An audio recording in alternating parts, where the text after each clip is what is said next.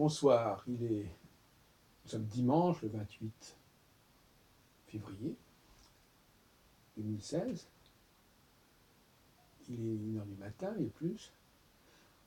J'étais invité à une soirée et j'ai discuté avec 3 femmes, successivement d'ailleurs. Et c'était très intéressant parce que je leur ai évidemment parlé de mes travaux sur la sexopsychologie. Il y en a 2 qui ont été intéressées, une autre qui a dit qu'elle n'était pas intéressée. C'est tout à fait intéressant, justement, parce que toute la question est de savoir comment on s'intéresse à quelque chose qu'on ne connaît pas. Ou plus exactement, pourquoi on ne s'intéresserait pas à quelque chose qu'on ne connaît pas. Alors là, d'après les femmes avec qui j'ai parlé, il semblerait qu'il y ait des modes de fonctionnement différents, que j'ai d'ailleurs bien décrits, soit ouverture, soit fermeture. Alors, l'ouverture est normalement le comportement qui convient à la phase actuelle. Mais j'ai signalé que certaines personnes n'arrivaient pas à vivre la phase d'ouverture et restaient dans la phase de fermeture qui est la phase 2. Donc elles perpétuent indéfiniment la phase 2, alors que normalement, une phase 2 à une autre phase 2, il y a une phase d'ouverture. Et si cette phase d'ouverture n'est pas utilisée, on reste toujours dans le même schéma, c'est-à-dire qu'on continue à transmettre la même chose.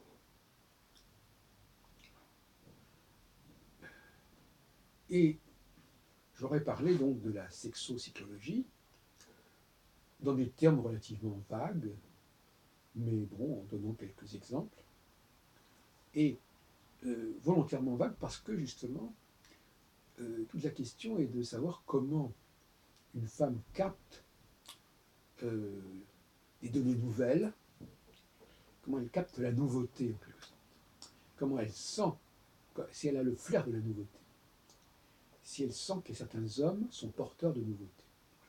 C'est ça en fait. C'est le ressenti féminin envers la présence masculine. C'est un ressenti d'ailleurs qui est à la fois, qui doit être assez subtil, qui est à la fois dans ce que la personne dit, mais aussi sa façon de dire les choses, sa dynamique d'expression et sa capacité d'émission. Donc, il ne s'agit pas simplement de contenu, puisque ce contenu, finalement, il est à connaître, il est à explorer. Mais il y a une excitation, il y a une tonicité du discours masculin, chez certaines personnes en tout cas, chez certains hommes, j'entends, qui doit déjà être fascinante et qui doit faire que la femme en veut en savoir plus, veut, sent qu'elle a quelque chose à recevoir de cet homme.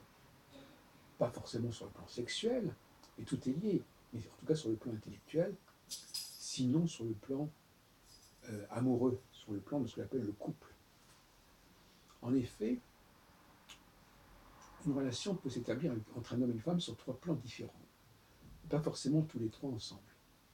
Le plan sexuel, procréation, le plan intellectuel, qui est celui de la transmission des nouveaux savoirs qui émergent chez l'homme, chez certains hommes, et qui permettent de renouveler et de remplir à nouveau la femme d'un sang nouveau, d'une sève nouvelle, et donc de se recycler.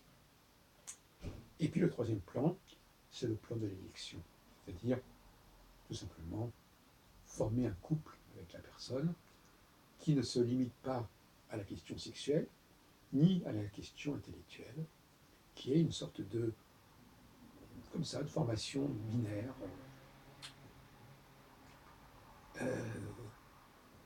qu'on peut appeler un rapport amoureux, comme le rapport entre Dieu et son peuple. Voilà. Ça va au-delà du savoir, ça va au-delà de la procréation, c'est une sorte de... c'est le couple. À ce propos d'ailleurs, puisque vous savez que j'apprécie beaucoup les comparaisons entre l'homme, Dieu, le triptyque, Dieu, l'homme et la femme, Dieu, celui qui est donné comme ça, parce qu'en même temps, à mon avis, c'est une allégorie de l'homme, en fait, comme Dieu. l'homme transmet à Israël, donc qui est la femme en quelque sorte, il lui transmet un savoir. Il les lie, donc il crée une alliance, donc un couple, mais il lui transmet aussi un savoir. Et il lui. Et bon, et également, éventuellement, il y a la création d'un peuple, il y a la continuation d'un peuple, et ce peuple, c'est aussi de l'ordre de la procréation. Donc il y a ces trois plans. Et la procréation qui est justement le processus qui permet de traverser le temps. Mais une procréation qui va générer des êtres qui vont eux-mêmes se renouveler, etc. Donc, ce savoir que Dieu transmet, Dieu, l'homme, Dieu, Adam, transmet à Israël, la femme, l'élu de son cœur. Et le peuple élu, c'est un peuple qui est par définition féminin, puisqu'il est élu par l'homme, par le principe masculin, qui est le principe divin. Bon, donc,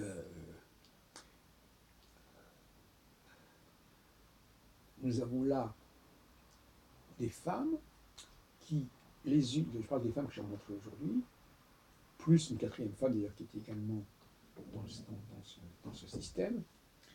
Il y a ces femmes qui parlent de leurs propres travaux, de leurs propres pratiques.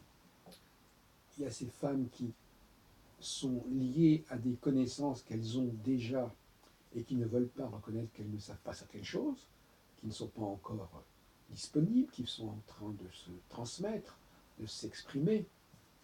Et puis il y a celles qui sont disposées à entendre des choses nouvelles, à capter certaines choses, à sentir qu'il y a quelque chose à chercher avec cet homme-là par rapport à son discours, mais je répète tout à l'heure, c'est un discours qui n'est pas forcément complètement accessible, complètement compréhensible, mais dont elles perçoivent la pertinence quelque part, dont elles captent la pertinence. Et puis il y a ces femmes qui finalement sont fermées, parlent de choses en disant que ça ne les intéresse pas, et qui, quelque part, sont dans un phénomène de déni. Déni d'avoir à se remettre en question, déni de devoir se recycler, déni de devoir remettre en question son savoir, son savoir-faire, des années de connaissances, d'études, pour devoir reprendre les choses presque à zéro, avec ce que ça pose comme problème, parce qu'on va être en concurrence avec des jeunes femmes qui, elles, ne vont pas avoir besoin, et par rapport auxquelles ces femmes-là, plus âgées, ne pourront pas se targuer d'avoir déjà une avance, d'avoir déjà des connaissances, puisque ces connaissances sont elles-mêmes révolues et obsolètes.